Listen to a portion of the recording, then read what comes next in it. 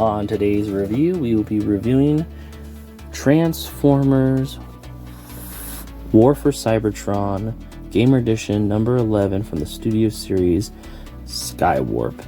And yes, this is the same mold as the Starscream I covered a while back. And as much as I did not enjoy it, as much as I wanted to enjoy it but didn't enjoy it, I decided to buy this because I love the Seekers and I love the Transformers War for Cybertron game. I'm hoping maybe being black and purple, it will make me like it a lot more.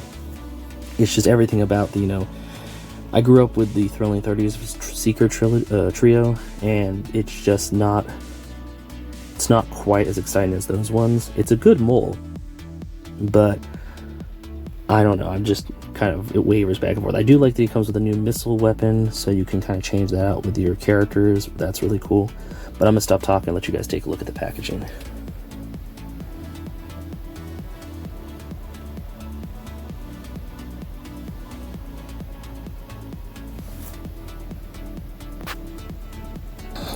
And here we have him out of the package. And I can't believe I'm about to say this, but I actually do enjoy it a lot more in black and purple. Like Nemesis Prime and, so many other, Transformers that got colored into other characters. For some reason, black and purple, or just black, makes the silhouettes more sleek and nice looking and just cool. And this definitely is selling me on the mold now. That is just awesome looking. So let's go over the accessories real fast. He has the missile launching device, which has a 5mm nub here and a 5mm port here. And then these can hold blast effects. They're little 5mm ports. It's going to be interesting. I think it goes on like this. I'm going to see in a moment. And then we also have the Energon Mace handle, which can come off. And then the Energon Mace itself, which is this awesome purple. And you just combine them like so. And voila, you have a Energon Mace to beat Autobots with. Figures articulation is really cool. These two parts, by the way, were separate in a bag with the mace handle.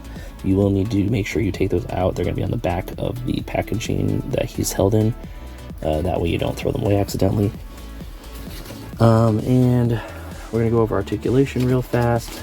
Then I'm going to strike him in a cool pose. Then we're going to go over transformation, which I'm just going to transform him off camera because nobody wants to see me struggle with that. And I'll show you off the vehicle mode and give my thoughts. But articulation wise, head is on a ball joint, can go way far up, which is awesome. And you can go down about not very much at all. I can look this way, look up like that. Oh no, Metroplex is coming. Same with that, so head articulation is amazing. Arms can go that far out, can go like that, can't go all the way back because of the wing. But the wings, no, they do not. Well, maybe they do. Yeah, they do move back. So there's some wing articulation to move it back, so then you could do a little bit better 360 turn there. Shoulder swivels over here. Let me see if I can get that in a frame. Shoulder swivel is up here. And you can go like that. Then there's the double jointed arm like so, which probably, if I remember correctly, helps with transformation and just helps with movement. Hands are on a swivel like this. There is a little bit of waist swivel like so, but the cockpit gets in the way and the legs for doing that. Completely 360. So then the legs go up way high and go forward, way forward, and way back. Love that about Transformers. You get all the articulation. There is a thigh swivel via the part right here, so you can kind of do all kinds of crazy stuff like that. There is the leg bend like so. And then there is the foot rockers like so. So that's really cool. But yeah, and then there's a bit of a toe articulation for the transformation, which is really cool. But yeah, I'm gonna strike him in a cool pose, and then we'll transform him and then talk more about him. And here we have Skywarp in an awesome pose, utilizing that articulation on the head to make him look like he's pointing off to the distance, telling the other Decepticons, there's our threat, fire. And then he's got his missile launcher arm on, which, by the way, it does go on. It looks awesome. I did not see any photos with it on, so I'm really excited to see how it turned out, because I was worried it was going to look funky, but it looks perfect. I'm really hoping, but they're probably not going to do this, but I'm really hoping they do a semi-translucent clear one, like back in the day when they did the scan versions for the Bayverse, where it was half clear, half colored, because one of his cool traits is that he can go invisible and then reappear and attack Autobots out of nowhere. So it'd be cool to see like a semi-clear one where like half of it is translucent, half of it's not, or maybe just a clear purple one. That'd be really cool, but probably not going to happen. But this figure is incredible. I really like it.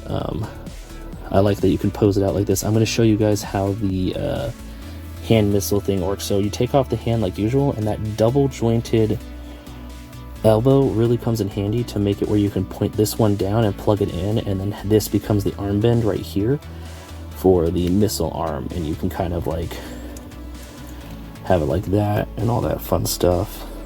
This is just such a cool feature that they're doing with the War for Cybertron stuff to honor the game, and how in that universe, kind of like the Prime universe, the weapons were part of the Transformers. They weren't separate pieces. But yeah, just really awesome. I'm going to transform him now and give some more thoughts on it and what I think about it this time around. And here we have Skywarp and his Seeker vehicle mode. And I still have some gripes with the alt mode design, but ultimately it is amazing looking. It definitely grew on me. Something about the Skywarp colors. Same with Thundercracker. I cannot wait till the Thundercracker one comes out so I can do a review on that one, so I can have all three of them together reviewed. But something about the colors are just a lot better. I love Starscream. He's definitely one of my favorite Decepticons, but the black and purple and the blues look really good in the Seeker mold. I also forgot to put down these little wings. These tiny little wings for Cybertronian aerodynamic. Come on. Oh, I don't want to break it. There we go. It's definitely more of a rocket ship than a jet, because I can't imagine that this would fly on Earth with only like this much wing. But the robot mode looks incredible. The alt mode looks decent. It reminds me of, you know, the War for Cybertron game, and even Cyberverse with, you know, Cybertron Seekers. It gives me that vibe. As someone who grew up with this game, I think this is an amazing figure. It has definitely made me want to go back to the Starscream and play with it some more and see maybe. The only problem, like I said, is that this feels a little too long. I feel like if this was closer, with this part not gapped, it would feel a lot better, because when you have it up like this, you can see like through it, and that's kind of what bothers me. But I think overall it's a decent mold. I like it a lot. Do I think it belongs in your collection? If you grew up playing the War for Cybertron games, if you like Skywarp, if you like Transformers, and this is something you want in your collection, definitely go for it. If it's something you're on the fence about and you don't really have an attachment to, I don't think you need it. But I feel that way with a lot of the War for Cybertron gamer stuff. It is definitely a nostalgia toy line for people that grew up while playing the War for Cybertron, Fall for Cybertron, even the Dark Spark stuff. I can't imagine, you know, kids wanting to play with this now, or older collectors from the 80s cartoon wanting to play with this. But there are some out there that I know that like it. But yeah, I give this 5 Wars on Cybertron out of 5. I think it's really cool, and I definitely am glad it's in my collection. Like always, hit that like button, hit the subscribe and the notification bell, and thank you for watching. And that about wraps it up. Thanks for stopping by. If you have any comments, leave them in the comment section. If you're feeling generous, share it. And thank you so much for watching. Till next time, bye.